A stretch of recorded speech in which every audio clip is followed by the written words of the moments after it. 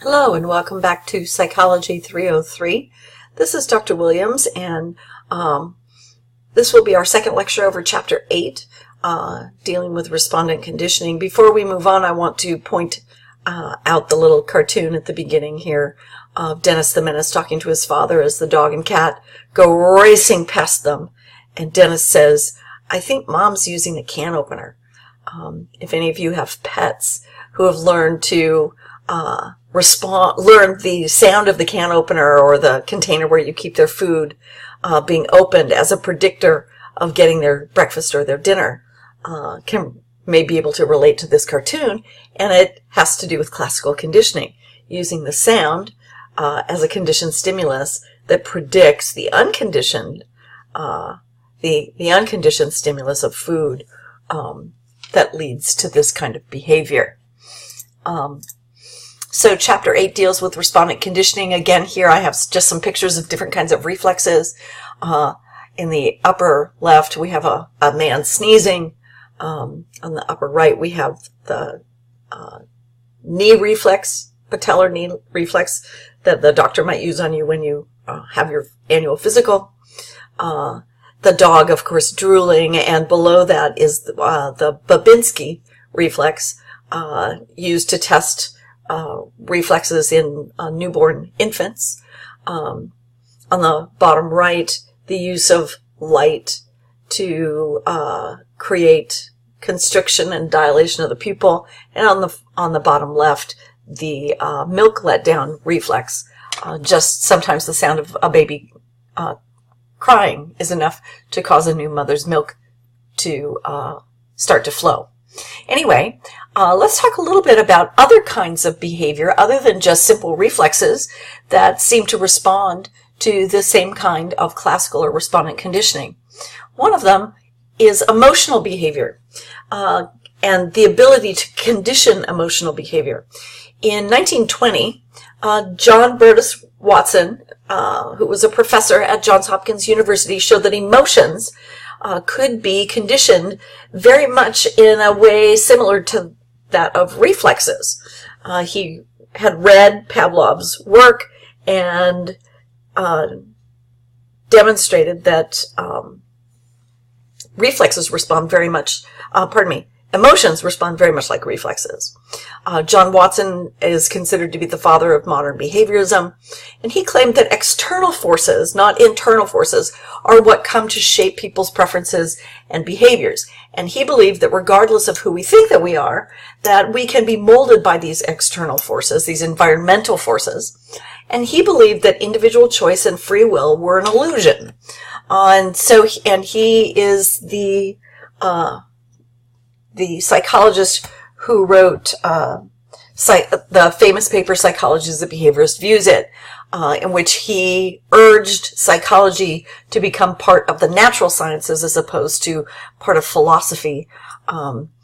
And so he's kind of a turning point for the field of psychology in general.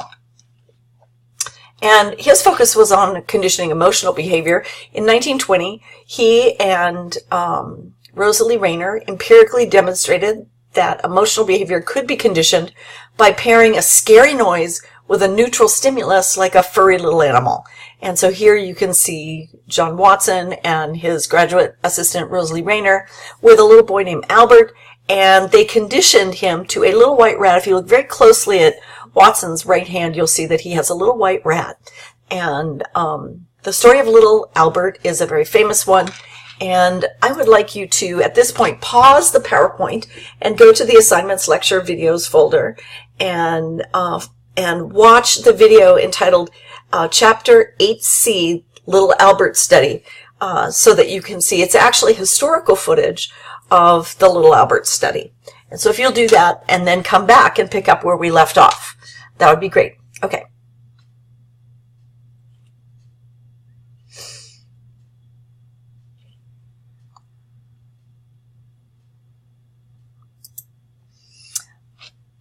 So John Watson was able to demonstrate that not only could he use very similar Pavlovian techniques to condition fear in a young child, but that fear would also generalize to other animals and other furry things and even furry masks, like a furry Santa mask.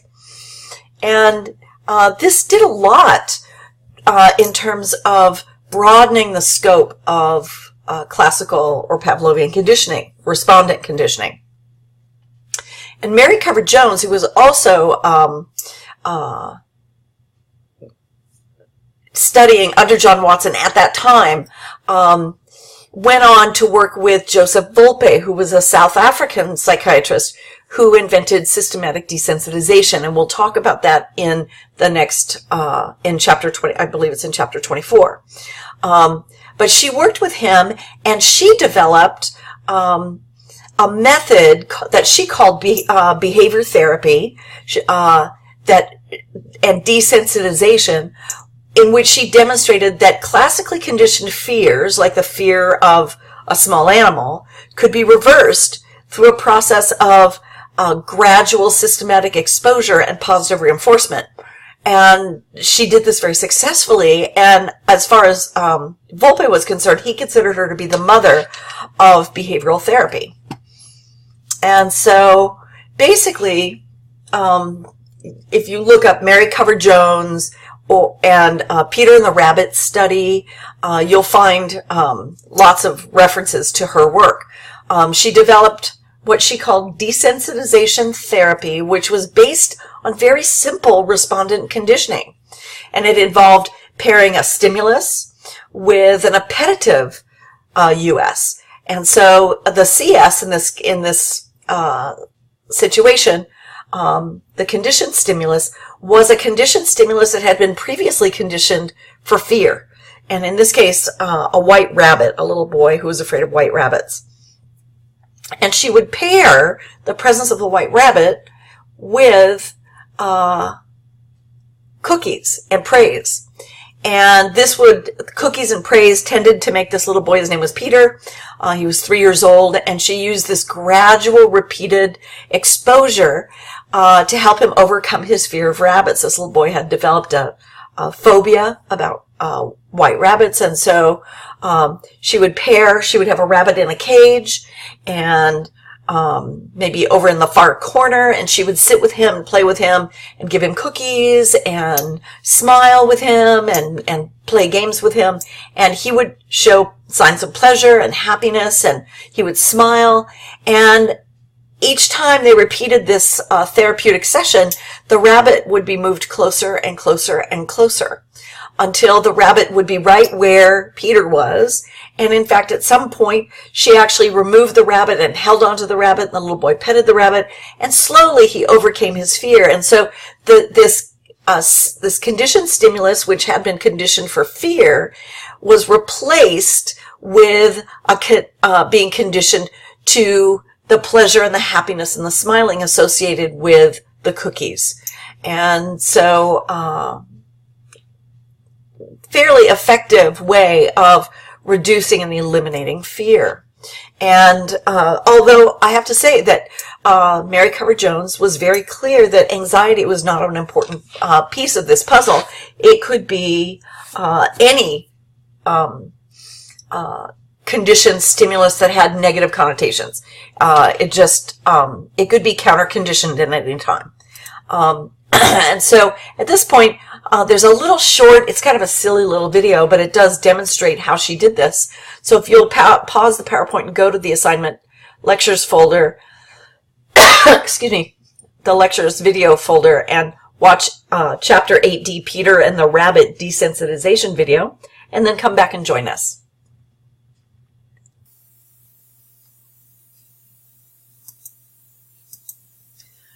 Okay, so let's move on to another phenomenon in classical conditioning, and that is the extinction of conditioned responses. So once you have a conditioned stimulus that produces a conditioned response, is there any way to get rid of that responding? And as you know, we've talked previously about operant extinction.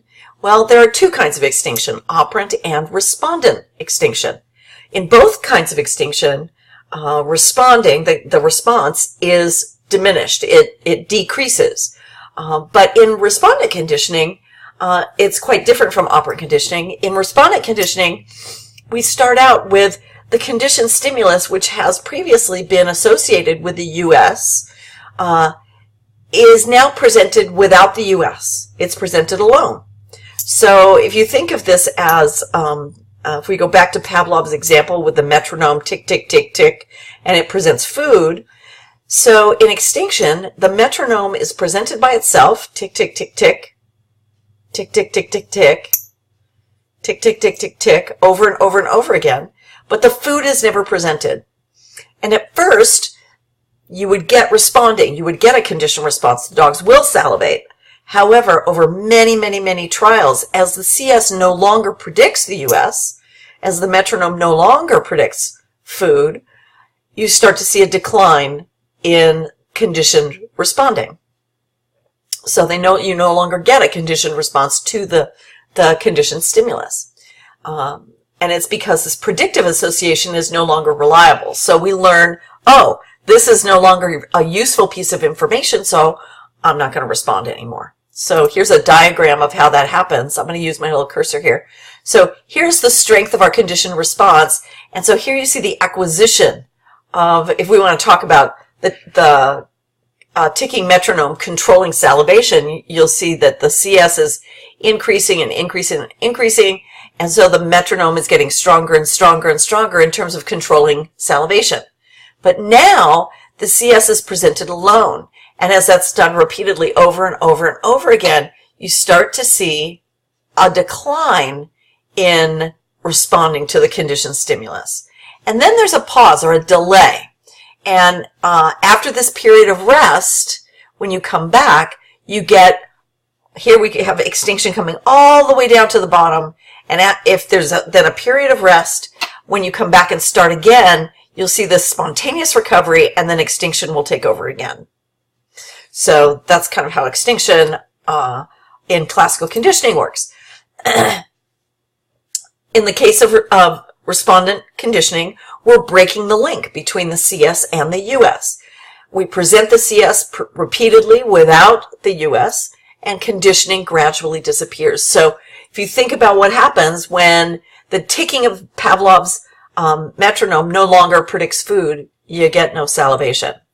And there's a lot of ways that we can use conditioned stimuli as condition reinforcers. So we'll use a whistle that's been paired with fish for a dolphin to tell them, tweet, you just did a good trick, come get your fish. And if we fail to feed them, then if we continue using the whistle, they'll stop responding to it. Your dog, if you train him to be clicker trained, you click treat, click treat, click treat with a little hand clicker, and they're accustomed to getting a treat, you can use that clicker as a condition reinforcer. But if you stop pairing the clicker with the treat, you're going to start to see reliably, if it never predicts the treat anymore, you're going to see its power to reinforce behavior will decline. In many ways, it's like getting the teacher's praise, but not getting a good grade. After a while, what the teacher has to say isn't very meaningful if it's not correlated with your grade. All right. So what are some of the factors that influence respondent conditioning? Well, there's several. The first is the actual nature of the unconditioned stimulus and the conditioned stimulus. Sometimes a CS and a US just belong together. They go together naturally. And that makes conditioning a whole lot easier. For example, if we pair smells or flavors with something that makes you sick, makes you nauseous, then you're going to avoid those smells and flavors again in the future. If you've ever developed a learned food aversion to anything, mayonnaise or Thai food or whatever, often it's associated with getting sick. You'll find that you no longer want to eat that food. So classical conditioning has a lot to do with the development of food preferences and food aversions. Another factor is the timing of the CS and the US relative to each other? Do they occur close together in time, or do they occur further apart? Closer together, you get rapid conditioning. If they're more separated, you're going to get slower conditioning.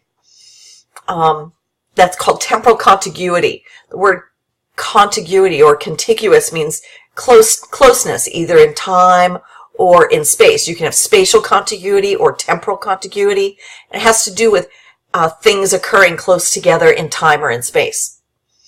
Also, the number of training trials has an effect. So more training usually results in better conditioning. Less training, you get less effective conditioning.